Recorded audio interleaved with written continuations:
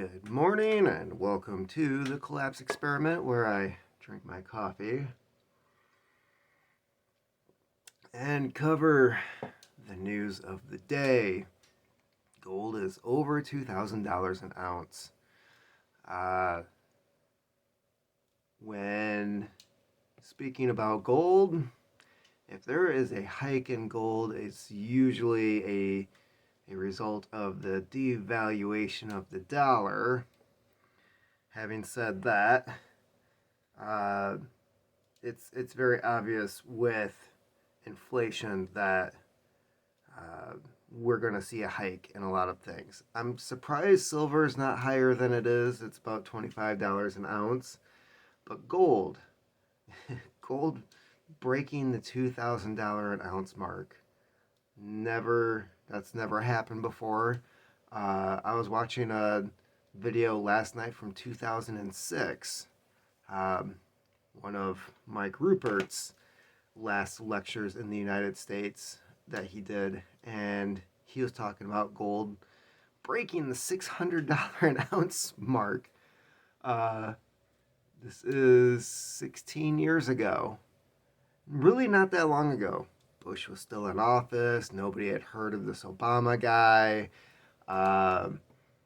People were talking about how Hillary Clinton was going to be the next president unless the Republicans got their crap together. It was the good old days, sort of. Not really. Gas was $4 a gallon then. We were in Iraq, we were in Afghanistan. I don't think stuff in Syria has started popping off yet. That really started when Obama was in office. So yeah, it's weird that a lot of the stuff we're seeing right now is the result of the same policies that we had from not the previous administration, but the one before that. You know, the we are change. What was his motto? I'm gonna have to think about that. Oh yeah, yes we can. Yes we can. That was.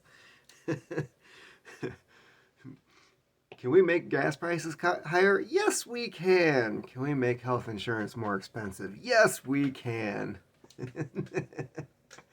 That's such a horrible slogan.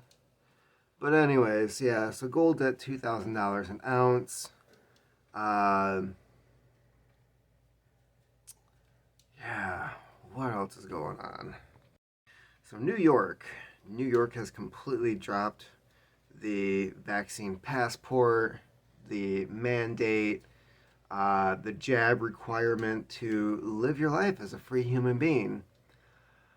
A lot of places are dropping this. No mask. Didn't see anybody from Congress wearing a mask at the State of the Union. It's almost like they're ignoring the fact that any of the mandates and the COVID restrictions happened at all. I believe a lot of that has to do with the midterms coming up and the fact that, 31, 32 Democrats are not seeking re-election because they just want to cash out while the getting's good and hopefully be forgotten when the hammer comes down. What I'm not hearing, and this is what I think a lot of people should be asking about, should be calling lawyers about, is these mandates are being lifted, which means you can go out to dinner, you can go to places without people checking the papers, and nobody is talking about whether or not the people who were fired, who lost their jobs, possibly lost their homes, their savings, their financial stability, are they being compensated? Are they being hired back? Would they even want to work for the same people who fired them for what I would consider no good reason at all? My cousin, who works in the healthcare industry, She could not have a certain procedure because of diabetes and blood pressure. Her doctor was like, absolutely not. This is not good for you. You can't have it. Um, she got her papers from the doctor stating that medically she could not have this procedure done to save her job, and she was fired. So, granted, she has new work now. I doubt she would want to go back to an employer who would mandate this kind of policy, this requirement for employment. But I've seen, I'm sure you have too, the videos of people being escorted out. And the companies themselves were, a lot of them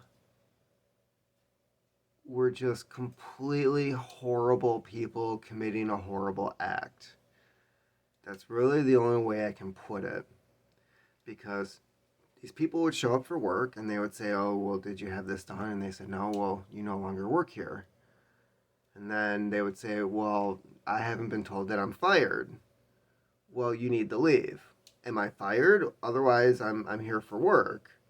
And they would say, well, it was a lawyer's game of wordplay, where if they said the person was fired, they'd collect unemployment. And with the number of people who they were firing, it was a bigger financial hit to have them be fired than to just have them removed. It's like Office Space, where nobody informed the guy he was let go. He somehow kept receiving a paycheck. And instead of telling the guy, yeah, dude, you no longer work here, they fixed the glitch with HR and payroll. And then he's roaming around wondering where his paycheck is, and nobody has an answer because, yeah, otherwise it still ends up costing the company money. It's a horrible, horrible, should be illegal. It's definitely immoral system that we have. And with the lifting of these mandates, you have a bunch of people who, granted, a lot of them probably found other alternatives of employment, but the fact that the employers were able to do this, and in some cases they were hiring people back because of the shortage and people not filling the gap. When the majority of hospitals and healthcare facilities across the country are implementing these policies and they're losing 10-20% of their staff, they can't compensate the loss of staff from the other people who were fired from other hospitals under the same policy. It's policies created by idiots who don't know what the hell they're doing. And that brings me to Kamala. So, the hypocrisy of this administration and the policies that were put in place after Biden came into office is pretty obvious. We have a country and a administration that is run by people who succeeded in failing up. What do I mean by that? People who screw up in their jobs, they keep their jobs or they get hired back. And not only are they hired back, but they're promoted and paid more than they were before the actual screw up. Look at Jeffrey Toobin. Yeah, he tugged a Toobin while on a Zoom call with coworkers. Everybody saw it and heard it. He gets hired back to CNN and he's on TV and yeah, failing up. Kamala Harris, the top cop in California who refused to release people from prison that had their convictions overturned due to evidence that was presented showing their innocence, evidence she did not, she, evidence that was not provided in court while she was prosecuting these people. And then, she ends up becoming vice president. Um Biden, a guy who was on the wrong side of every foreign policy debacle in the last 20, 30 years, who got it wrong every time, becomes president of the United States. It's an entire group of people who are bad at their job and are promoted for that, who benefit from that for some reason. I don't get it. I saw it at places that I work where horrible people did horrible things, and next thing you know, they go from the charge nurse to the unit coordinator to an administrative office. In some of these cases, it was sexual harassment, sexual assault, and these people, and some of them,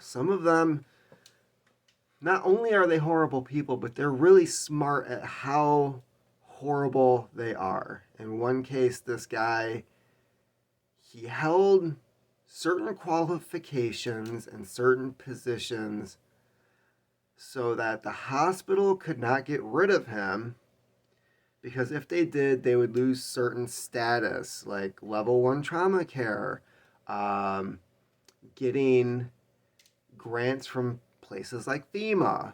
There's certain qualifications a hospital has to have, and he's the only one that filled those qualifications when it came to education and going to certain events.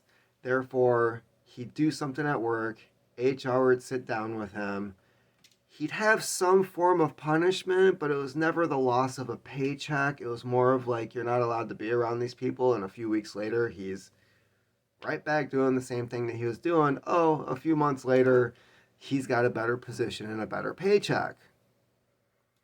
And this is how the nation is currently run. So, having said that, Russia invades Ukraine.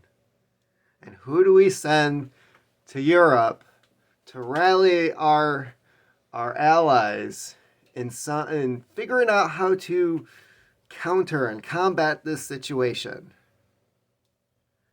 Kamala Harris. Kamala Harris. If you want a rundown of the stupid things that has come out of this woman's mouth, besides, I don't know, Mayor Brown's penis, you could watch one of the recent episodes of Tucker. He covers it pretty well. Has a lot of actual recordings of her saying completely horribly stupid things that a third grader could probably articulate better. And then some of the things that she said while she was in Europe, rallying our allies, they probably looked at each other like, are we going to follow these people? We're taking advice from this? It's just amazing. Here's somebody who was put in charge of securing our borders, figuring out what to do with that situation because of the large influx of people coming into the country illegally, and she never even bothered to go to the border to see what exactly was happening. So I'm, for one, surprised that she went to Europe.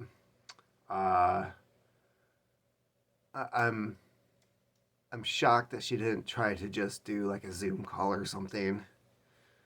And so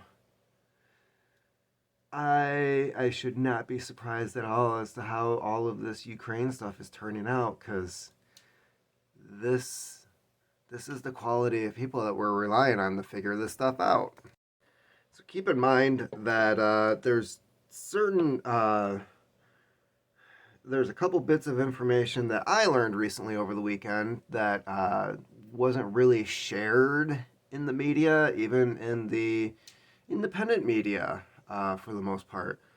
It turns out that the two Russian fighter jets that was flying over Swedish airspace, um, they weren't armed with rockets. They didn't appear to be armed at all. But what they did have was cameras and uh, certain types of mapping equipment, stuff that you would use if you wanted to get the layout of an area in case you wanted to strategically bomb it, particularly with nuclear weapons. So that is why Sweden is now on a state of high alert. They're stockpiling their bunkers that were never decommissioned. I know that where I live, a lot of the old bomb shelters that were built during the Cold War turned into storage facilities for like papers and boxes of files because we're a bunch of idiots. But yeah, certain countries in Europe are in the process of ordering tens of thousands of gas masks, the type that you would need for nuclear fallout. They're also stockpiling non perishable foods, water filtration systems, and actual water. They're basically preparing to house people in place for long periods of time underground in facilities that were built for this type of situation. And we sent Kamala Harris. Do I have any faith in the process or the situation that we're in?